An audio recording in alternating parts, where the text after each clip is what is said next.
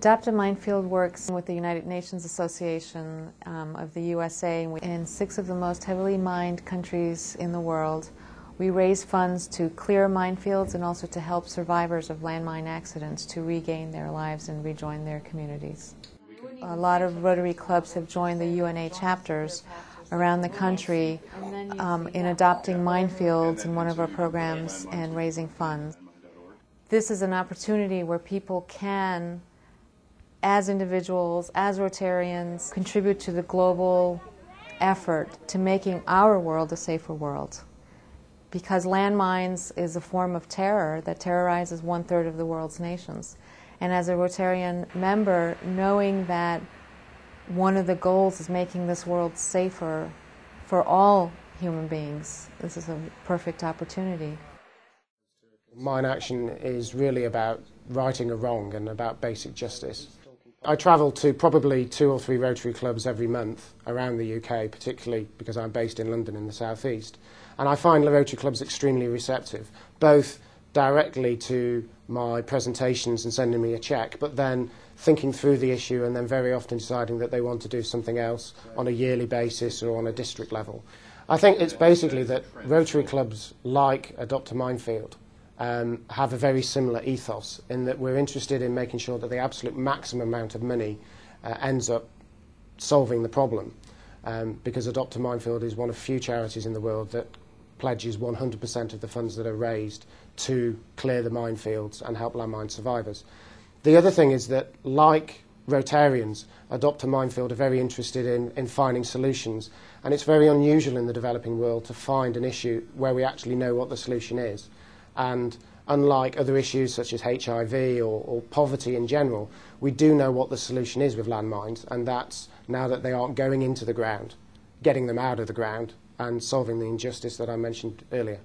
Rotary is assisting Sri Lanka by an existing partnership that they have with the Wheelchair Foundation located in Danville, California. Using this platform, and we sent 240 wheelchairs specifically targeted for landmine victims in Sri Lanka. And that program was implemented very successfully. I'm proud of Rotary's work because there is a sense of gratitude and appreciation not only from the people who are raising the funds here, but also from the recipient clubs and the people who are receiving the wheelchairs. Mine awareness is the term used for mine risk education and mine awareness. We look at landmines, which are really anti-personnel mines, and unexploded ordnance.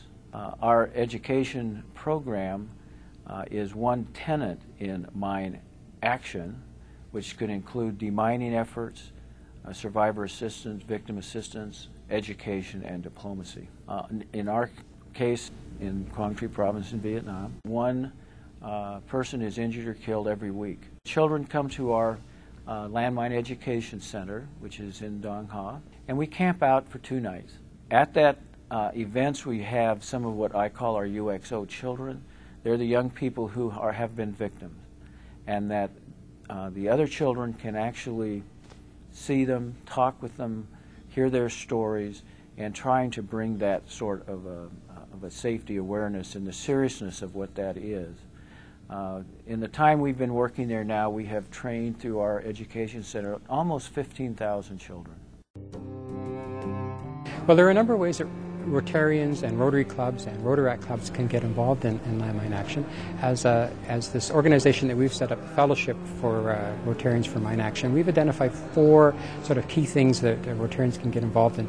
One is landmine education. That is, in those countries where there are landmines, making sure that the local population, especially the children, recognize the symbols, the signs, the marking off of landmine fields so that they don't enter them. Secondly, there is, of course, supporting those organizations that are involved in landmine clearance. The third area is survivor assistance, helping people who need rehabilitation, both physically and sometimes psychologically. And then the fourth area is economic sustainability, helping the community rebuild. It's